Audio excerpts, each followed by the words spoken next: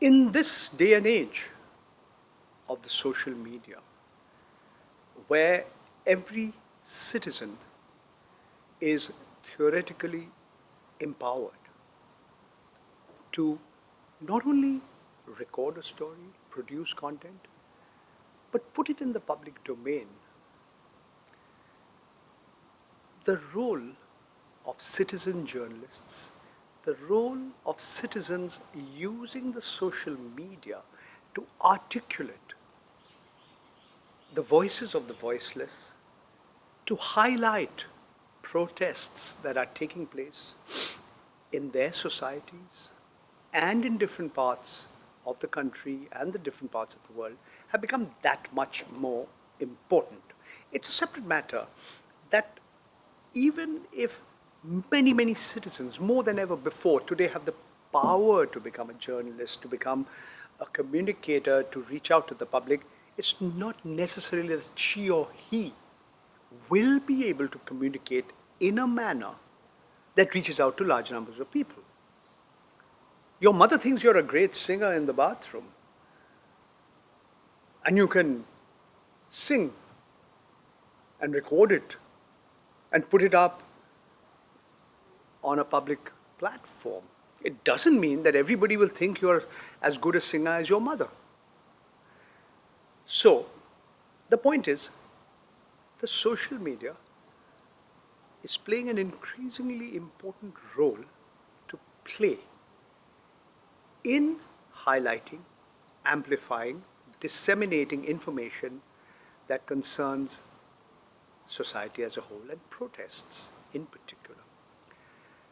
Why has the alternate or so-called alternate media become important? When you look at mainstream media, what do we mean by the mainstream media? You look at newspapers, magazines, printed books, radio, television. Today, all these media have become subsumed in what you hold in the palm of your hand.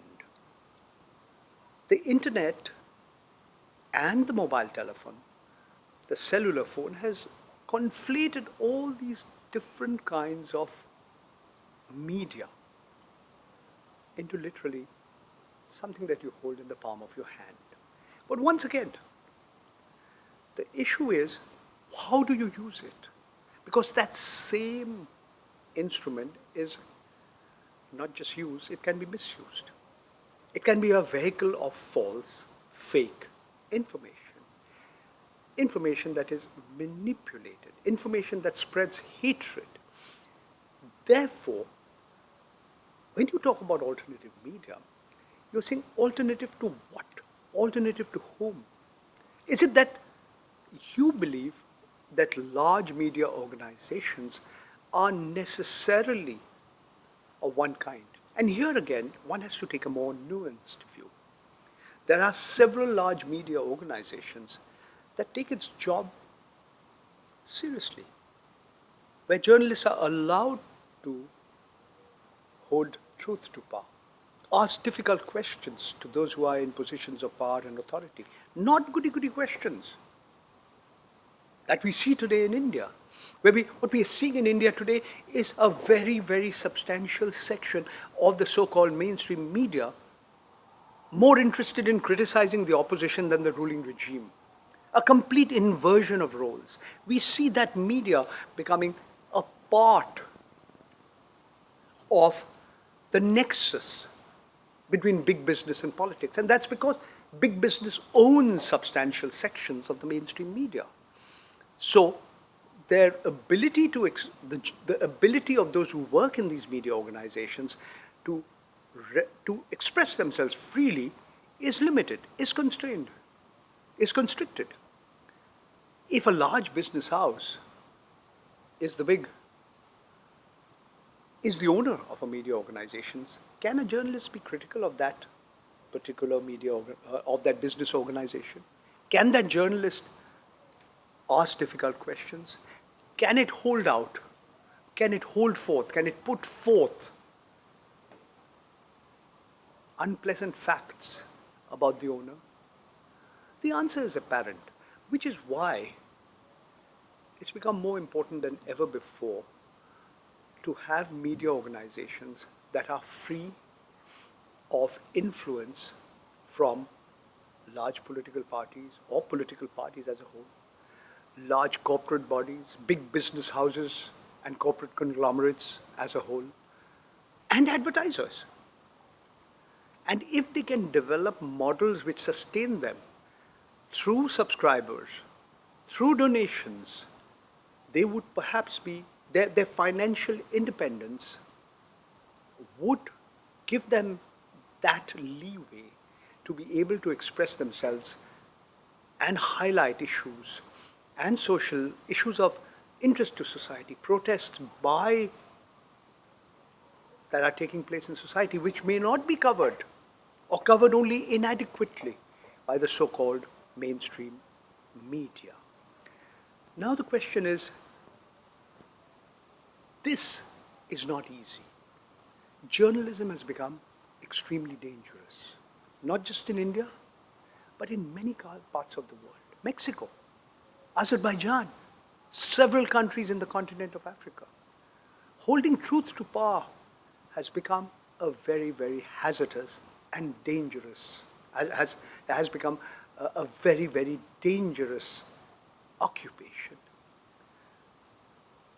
The Israeli spyware Pegasus was used to compromise the phones of large numbers of journalists, because we are today living in a surveillance state where those in power, especially authoritarian regimes, especially military dictatorships, are misusing these tools to spy and surveil their own citizens, to stifle dissent, to throttle those who are opposed to their ways.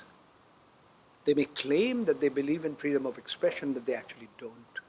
And therefore they misuse the tools that are today available to stifle dissent and prevent the truth from coming out and reaching out large numbers of people.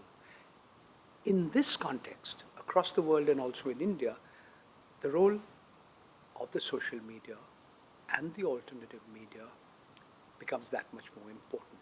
Even though that same social media is misused to spread hatred, lies, and they have become propaganda weapons of those who are in positions of power. Despite that, it is akin to that double-edged sword.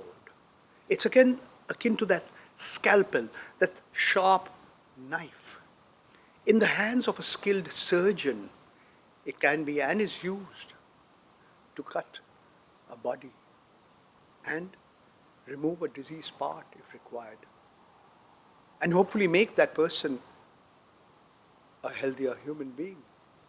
But that same sharp knife can be used to maim, to kill.